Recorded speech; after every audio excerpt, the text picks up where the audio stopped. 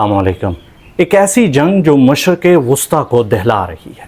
ایران اور اسرائیل کے درمیان تناؤ اب کھلی جنگ کی شکل اختیار کر چکا۔ جوہری تنصیبات پر حملے، ایران کے اعلیٰ فوجی کمانڈرز کی ہلاکتیں۔ اسرائیل دشمنی کا آغاز 1979 کے اسلامی انقلاب کے بعد سے ہوا، جب روح اللہ خمینی نے اسرائیل کو غاصب صہیونی رجیم قرار دیا اور اسے فلسطینی سرزمین پر غیر قانونی قبضہ سمجھا۔ 1979 سے قبل شاہ محمد رضا پہلوی کے دور میں اسرائیل اور ایران کے درمیان دوستانہ تعلقات تھے۔ بعد میں روح اللہ خمینی نے 1979 میں رمضان کے آخری جمعہ کو یوم القدس کا اعلان کیا، جو ہر سال فلسطین کی حمایت میں منایا جاتا ہے۔ روح اللہ خمینی نے اسرائیل کے خلاف علاقائی اتحاد، جسے محور مزاحمت کہا جاتا ہے، جس میں شام، حزب اللہ، لبنان، حماس اور یمن کے حوثی شامل ہیں، اسرائیل کے خلاف پراکسی وار کا آغاز کیا۔ یہ دونوں ممالک پراکسی وار لڑتے رہتے ہیں، لیکن باقاعدہ جنگ کا آغاز 13 جون سے اسرائیل کے ایران پر حملوں سے ہوا۔ ایران کا اصرار ہے کہ اس کا جوہری پروگرام پرامن مقاصد جیسے بجلی اور طبی تحقیق کے لیے ہے۔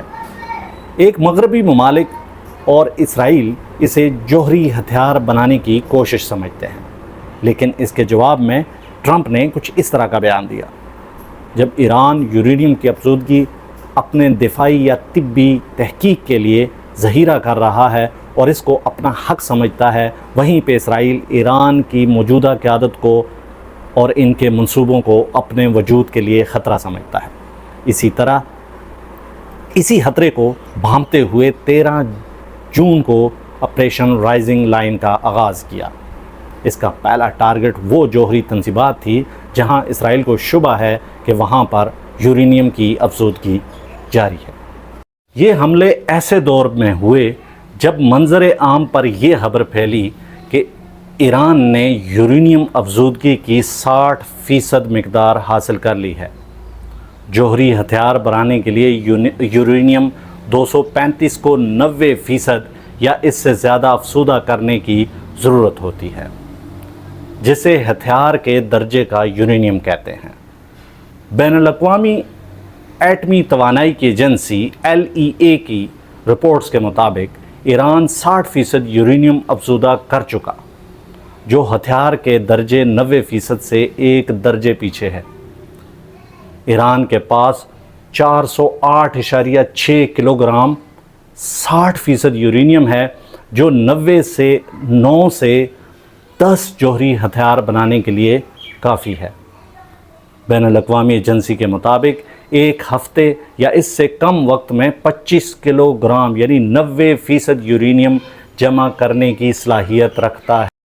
جہاں اسرائیل اس بات کا دعویٰ کرتا ہے کہ اس حملے میں ایٹمی سائنسدانوں سمیت نیوکلیئر ری ایکٹر کو تباہ کیا ہے، وہیں پہ ایران کی جانب سے اس کی تردید کی گئی ہے۔ البتہ سائنسدانوں، فوج کے اعلیٰ عہدیداران کی شہادت کی تصدیق کی گئی ہے۔ اس کے جواب میں ایران نے بھی ریٹیلیٹ کیا ہے۔ اسرائیل پر اب تک ایران کی جانب سے کئی حملے ہو چکے ہیں۔ ایران کو فوجی قیادت، جوہری تنصیبات، رہائشی علاقوں میں زیادہ نقصانات کا سامنا ہے۔ دوسری جانب اسرائیل کے پاس اپنے فضائی دفاع کے لیے 3 جدید سسٹمز ہیں۔ سب سے پہلا ہے آئرن ڈوم۔ یہ 10 کلومیٹر اونچائی جبکہ 70 کلومیٹر ڈسٹنس پر میزائل کو انٹرسیپٹ کرنے کی صلاحیت رکھتا ہے۔ اسرائیل کے پاس دوسرا سسٹم ہے جس کا نام ہے ڈیوڈ سلنگ۔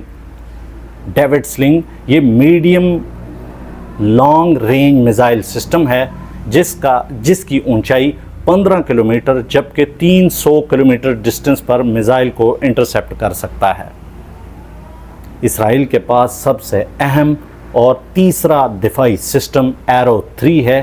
اس کی ڈیٹیکشن رینج 2400 کلومیٹر ہے اور 100 کلومیٹر ہائٹ پر یہ میزائل کو انٹرسیپٹ کر کے ختم کر سکتا ہے۔ دوسری جانب اگر ایران کی بیلسٹک میزائل کی کوریج کی بات کریں تو ایران کے پاس بہت خطرناک میزائل بھی موجود ہیں، جن میں شہاب 1، فتح 2 اور شہاب 3 ہے جو 2000 کلومیٹر سے زیادہ کی رینج رکھتا ہے۔ ایران کے پاس فتح میزائل ہے جو ہائپر سونک ہے، اس کا مطلب ہے کہ سپیڈ آف ساؤنڈ سے بھی 5 گنا زیادہ تیزی سے جاتا ہے۔ اگر ایران سے اسرائیل کا فاصلہ دیکھیں تو 1000 کلومیٹر ہے، یعنی اس میزائل کو ایران سے اسرائیل پہنچنے میں صرف چند منٹ درکار ہیں۔ یہاں پہ بہت سے لوگ بیلسٹک میزائل کے بارے میں کنفیوز ہوتے ہیں۔ اصل میں یہ 3 منزلہ عمارت جتنا بڑا ہوتا ہے اور اس میں پریسیشن ٹارگیٹنگ ہوتی ہے کہ اس کو ٹھیک کس جگہ پر گرانا ہے۔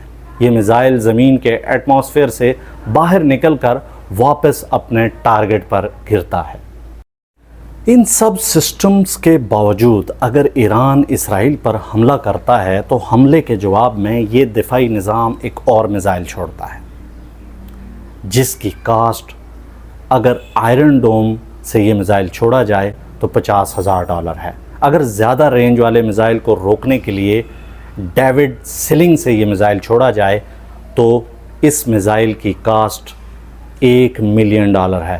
اور اگر اسرائیل ایران کے ہائپر سونک میزائل کو انٹرسیپٹ کرنے کے لیے ایرو 3 سسٹم کو ایکٹیویٹ کرتا ہے تو اندازہ لگائیں یہ میزائل $200 ملین کاسٹ کا پڑتا ہے۔ آپ اندازہ لگا سکتے ہیں کہ ایران کے یہ میزائل زمین پر گرتے ہیں تو کتنا نقصان کریں گے، اور اگر اسرائیل ان کو انٹرسیپٹ کرتا ہے تو اس کو کتنا مالی نقصان ہوگا۔ اس لیے ان سسٹمز کے ذریعے صرف ان میزائل کو انٹرسیپٹ کیا جاتا ہے جو آبادی والے علاقے یا کسی اہم تنصیب پر ٹارگٹ ہوتے ہیں۔ کم آبادی والے میزائلز کو جان بوجھ کر چھوڑ دیا جاتا ہے تاکہ مالی نقصان سے بچا جا سکے۔ ان سب کے باوجود مشرق وسطیٰ کے ان 2 دیشوں کی لڑائی کا خلاصہ کیا ہے؟ ڈونلڈ ٹرمپ کے ایران کو سرنڈر کرنے کے بیان کا جواب سپریم لیڈر کی جانب سے آ چکا ہے کہ ایران کبھی سرنڈر نہیں کرے گا۔